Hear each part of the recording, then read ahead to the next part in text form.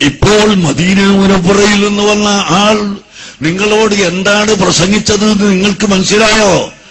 ഇല്ല, എല്ലാവർക്കും മനസ്സിലായിട്ടില്ല. ഇവിടെ ഡോക്ടർ അഹമ്മദ് ഹസറതിയിൽ നിന്ന് റസൂലുള്ളാഹി സ്വല്ലല്ലാഹു അലൈഹി വസല്ലമ തങ്ങളുടെ ശിരസിൽ നിന്ന് തലയിൽ നിന്ന് ലഭിച്ച തിരുകേശമാണ് കിട്ടിയതെങ്കിൽ അഷ്റഫുൽ ഖൽഖ് സ്വല്ലല്ലാഹു അലൈഹി വസല്ലമ തങ്ങളുടെ താടിയുടെ രോമത്തിൽ നിന്ന് ഞാൻ ഇവിടെ കൊണ്ടുവന്നിരിക്കുന്നു എന്നാണ് അവിടുന്ന് പറഞ്ഞത്. കൊണ്ടുവരിക തന്നെയല്ല, മർക്കത്തിൽ അത് തന്നു കഴിഞ്ഞു. പ്രിയപ്പെട്ട സഹോദരങ്ങളെ, അതാണ്. അതുപോലെ അല്ലാഹുവിന്റെ ഹബീബ് കുടിച്ച പാത്രം, ആ പാത്രത്തിൽ നിന്ന് വെള്ളമൊഴിച്ച് കുടിച്ചാൽ നമുക്ക് ഗുണം കിട്ടുമെന്ന് ഇസ്ലാം പഠിപ്പിച്ചതല്ലേ? എന്തിനാണ് മക്കളെ നിങ്ങൾ അതിലൊക്കെ നിഷേധിക്കുന്നത്?